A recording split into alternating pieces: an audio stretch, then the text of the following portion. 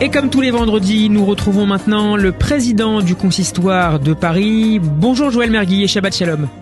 Bonjour, Shabbat Shalom. Bonjour, une semaine complète après plusieurs semaines entrecoupées par les fêtes de Tishri, un mois de Rejvan qui commence, et un mois qui théoriquement est le mois de l'année, le seul mois de l'année où il n'y a pas de fête, où il n'y a pas de manifestation particulière après ce mois riche en événements, en fêtes et puis en bonnes nouvelles, avec le retour des otages et peut-être le début d'une période un peu plus calme. Je voudrais revenir, j'ai souvent parlé sur cette antenne et dans mes interventions de notre patrimoine synagogal, la beauté de notre patrimoine, la richesse de notre patrimoine, ce qui fait le judaïsme dans le monde, ce qui a permis aux juifs de prier un petit peu partout à travers l'histoire. Et ce patrimoine, il s'associe souvent à un élément important de ce qu'on appelle notre patrimoine, moins connu et qui peut paraître négligeable, c'est le minyan. Le minyan, c'est ce qui permet aux juifs de se réunir pour faire le kaddish, particulièrement pour faire la prière de façon générale, mais pour faire le kaddish, et j'insisterai plus particulièrement sur le kaddish. Ce minyan, il est très important pour faire vivre notre patrimoine, parce qu'effectivement, quand on voit la fête de Rosh Hashanah, la fête de Sukkot, le Kippour, on voit des synagogues pleines.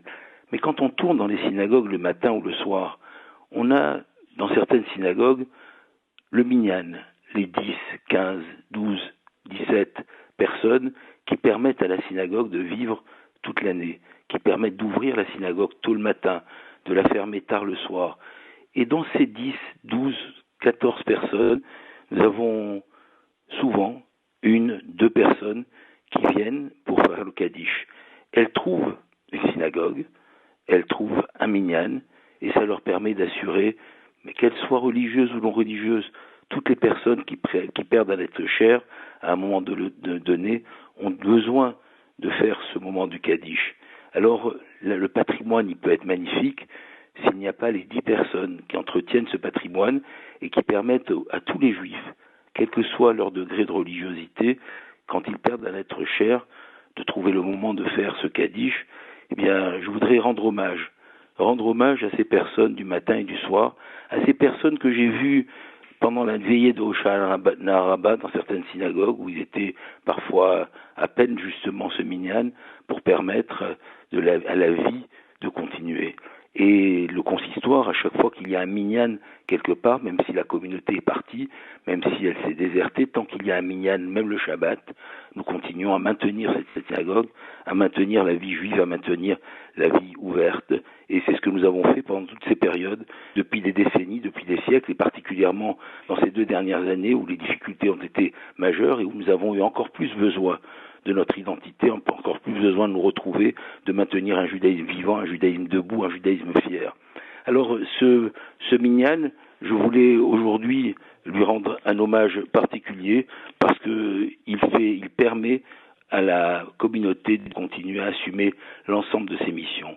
Et je voudrais finir en disant que souvent on a été très nombreux à porter ce petit ruban jaune qui nous a rappelé les otages, qui a permis de faire parler des otages, qui a permis, quand on se promène dans la rue, de se dire « Ah, qu'est-ce qu'il a ?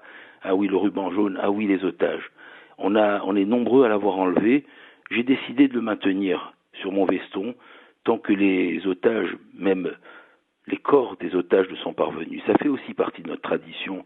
Comme on fait le kaddish dans les synagogues, comme on fait, quel que soit notre degré de religiosité, on a envie de faire un kaddish à un moment donné pour ces êtres disparus, on doit se dire que le combat que nous avons mené pour que les êtres vivants reviennent, les otages vivants reviennent, nous devons continuer, le combat continue, et Israël continue ce combat, et nous rendons hommage à Israël de continuer ce combat pour que même les corps reviennent, pour que les familles qui ont besoin de faire le kaddish, de faire leur deuil, de pouvoir enfin faire le deuil, puissent le faire. Alors, en maintenant ce ruban, je dis aussi que dans notre tradition, même un corps mort, il est fondamental qu'on continue à lui accorder de l'importance.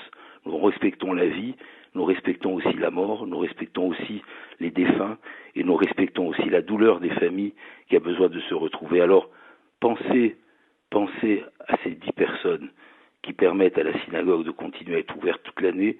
Et puis si vous êtes passé par là et que vous avez eu besoin d'un kaddish, alors peut-être revenez de temps en temps, même quand vous n'avez plus besoin du kaddish, pour renforcer justement ces synagogues qui ont besoin, pour maintenir un beau patrimoine synagogal, d'avoir un minyan qui continue. Shabbat Shalom.